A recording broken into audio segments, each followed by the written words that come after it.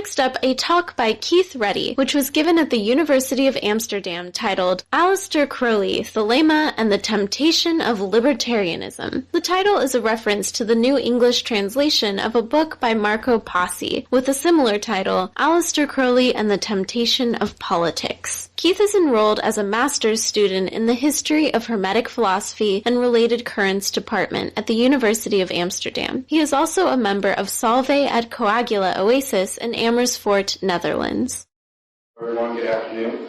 Today I'll be presenting on the topic of Aleister Crowley, his religion of Thelema, and their connection specifically to the political ideology of libertarianism.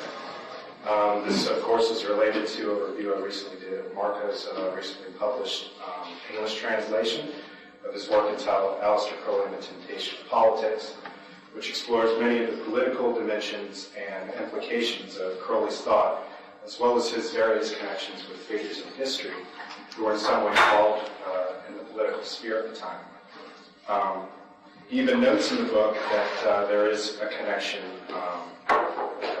with today's Thelemites, possibly with libertarianism, which is why I want to focus on this point specifically.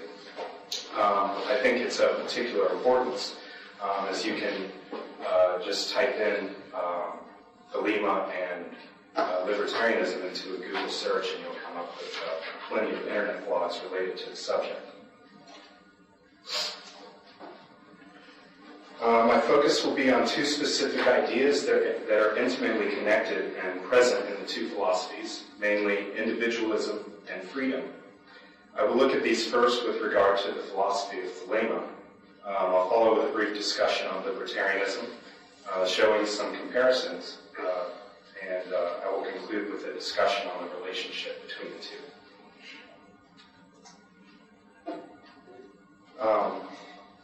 Hardly a name in the 20th century with regard to Western esotericism is as recognizable as Aleister Crowley. I won't have time to cover him in any significant depth for this short presentation, and I will instead focus on the fundamental principles of the religion he established, known as Thelema. The story begins in Cairo, Egypt, in April of 1904, by which Crowley claimed to be a recipient of a divinely inspired text known as the Book of the Law, delivered supposedly by a higher intelligence who identified itself as I was, the messenger of the Egyptian god Horus. Crowley would later consider this entity to be his own holy guardian angel, or the intermediary between himself and the divine. The text, whose manuscript is displayed above, was to usher in a new era for humanity, announcing with it the Law of Thelema, Thelema being the Greek word for will. Its fundamental tenet is, do what thou wilt shall be the whole of the law. According to doctrine, it is a call for humanity, for each person to find their true purpose, or as it is called, their true will. This concept of true will is very complex, and I intend on returning to it in just a moment. But first, I'd like to outline the element of individualism implicit in the philosophy of Thelema. In explaining the nature of the human being, Crowley writes, quote, Thelema admits that each member of the human race is unique, sovereign, and responsible only to himself. First of all, Thelema likens each person to a star in orbit, just as a star continues on its course through the universe, so do we inherently have our own unique function in life. Secondly, this unique purpose is called the true will. This is different from our everyday mundane life affairs, or what is called the finite will. For Crowley, the chief aim for us is to discover our true will. Understanding our true nature places us in harmony with ourselves in relation to the whole. Any obstacles or discord we may experience is because we are at odds with our true will. But connected to this is an essential element in realizing this aim, namely freedom. Discussing the meaning of Thelema's tenet, Crowley states, quote, do what thou wilt does not mean do what you like. It is the apotheosis of freedom, but it is also the strictest possible bond. The statement that freedom is the strictest possible bond is of particular importance in understanding the relationship to the individual. The idea is intrinsically connected to the idea of individualism, but its implications run much deeper than the surface understanding of its silly use. According to Thelema, freedom lies in severe self-discipline. Crowley wrote to a student of his, "About 90% of Thelema, at a guess, is nothing but self-discipline. One is only allowed to do anything and everything so as to have more scope in exercising that virtue." Contrary to its often superficial interpretation, "do what thou wilt," does not imply that a person follow every whimsical desire. Rather, discovering one's true will is a process of continual self-evaluation in one's actions in effort to discover one's excesses and deficiencies, their strengths and weaknesses, so as to lead them to further understanding of who they are as individuals and their relation to the world. This rigidity is necessarily a form of bondage, but then everything we do is a form of bondage and restriction in some sense. It is a matter of which actions bound us to our true aims in life, and which ones bring us further away from those aims. Austerity, then, leads to our eventual emancipation from the things of which we are enslaved. Before moving on to a discussion of libertarianism, I would like to highlight one Thelemic document of political importance, Liber, which was written by Crowley in his later life in 1941. This document outlines the rights of the individual in accordance with the Law of Thelema. It begins with, "Man has the right to live by his own law, to live in the way that he wills to do, to work as he will, to play as he will, to rest as he will, to die when and how he will." This list continues with the demand that each person has the right to their own life choices. I'd like to bring particular attention again to the first two statements, that is, man has the right to live by his own law, to live in the way he wills to do, to work as he will. I ask the audience to consider this statement when I discuss libertarianism. Finally, the last statement reads, "Man has the right to kill those who would thwart these rights." Shocking at first glance as this might be, careful consideration of this last statement seems to be a warning towards any of those who do not respect the same rights for others. This has been formally addressed in the Ordo Templi Orientis, the fraternal order officially linked to Crowley's teachings, by the National Grand Master General Sabazius of the United States Grand Lodge. I will only have time to paraphrase a few points here.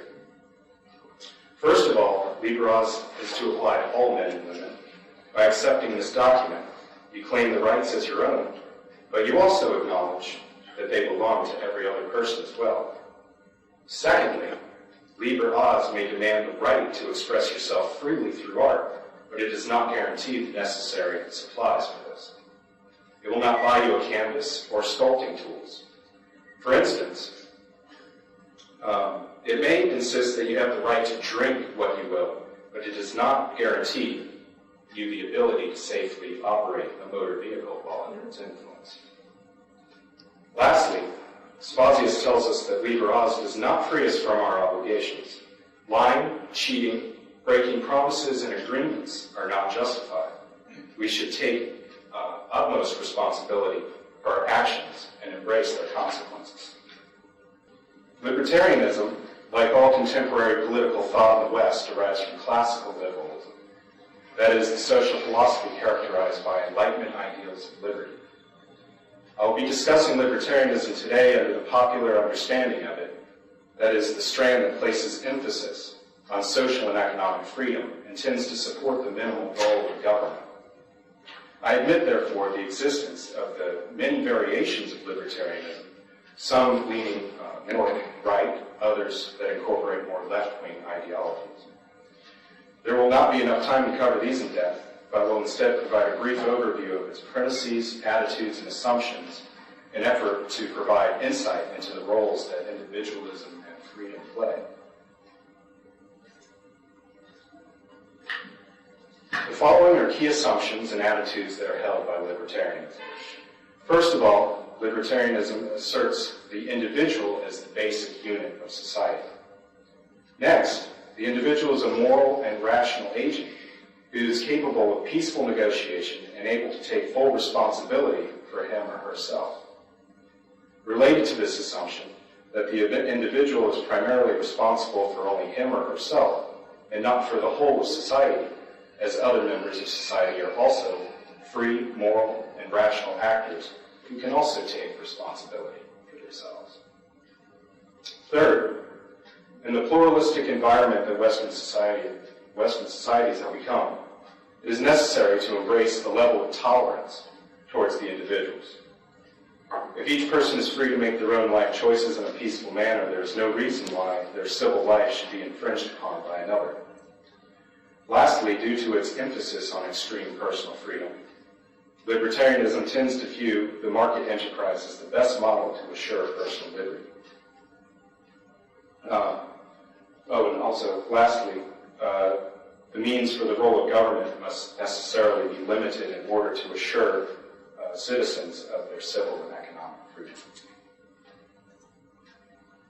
According to author Murray Rothbard, the non-aggression axiom lies at the core of libertarian values. He writes, no man or group of men have the right to aggress against the person or property of anyone else. Aggression is defined as an initiated use of threat of physical violence against another. The images you see below here depict how libertarians view themselves holding the money bags with the guns at their sides, and how others might see. I think this begs the question of are we by nature more cooperative and peaceful, or more competitive and aggressive? Suffice it to say, I think a libertarian may think that we are generally peacefully competitive. So as long as an individual is free from the threat of being aggressive, they are to be considered free. Freedom in this regard includes both civil liberties and economic enterprise. I'll briefly discuss both, as these points again relate to the statements we've already explored in Liber. Along with the basic rights to speech, press, assembly, and private property, libertarianism affirms the absolute freedom of civil liberties. For the last 3 centuries, Western culture has become increasingly pluralistic. Identifying any single normative function for any given culture as a whole proves challenging, if not futile. In such an environment of moral complexity, there is a great deal of tolerance that must be present. That is, if the society will remain free and peaceful. The use of drugs, sexual deviance, prostitution, gambling, loitering, and non-traditional forms of marriage are all examples of acts of which no victim is involved, given that the parties involved in the action have consciously consented to engage in said activities. This, of course, lies under the assumption that we are considered to be free and rational agents, taking responsibility for the consequences of our actions.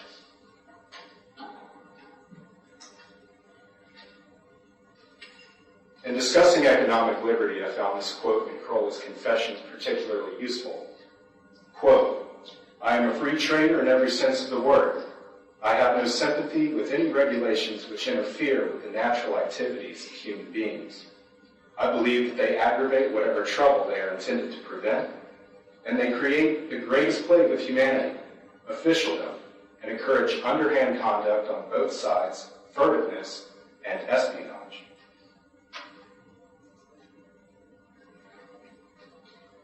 For the libertarian ideology, economic freedom is a means to political freedom. We must labor for ourselves in order to live well. Material well-being is a precept to living freely. Also, just as individuals make rational decisions based upon their civil lives, so too can they make responsible, calculated decisions on their consumption and investments in the economic sphere. Their demands for resources and commodities should be based upon an economic model that reflects this.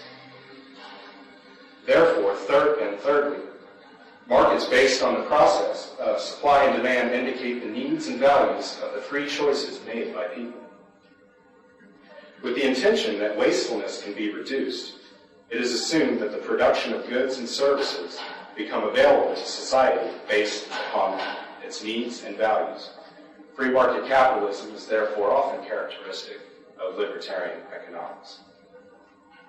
It should be noted that economic freedom in libertarianism comes in an extreme form and usually at the expense of social welfare programs that often subsidize large numbers of disparaged citizens. Taxation, health care programs, and welfare are all examples of government interference, which could in theory be replaced by services in the private sector. For the libertarian, it is up to the individual to place their investments where they are needed and not by the will of a coercive, surrogate decision maker. According to libertarianism, government subsidy programs force the individual to become responsible for the well-being of others. The only role for government should be to protect and preserve the liberties described.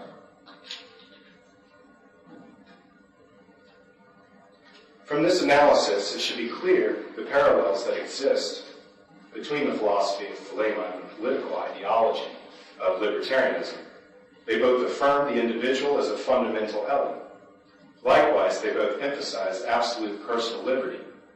In simple terms, their philosophies could be summed up as, do yours and mind your own business. But the question remains, are they similar enough to regard libertarianism as a natural political expression of Thelema?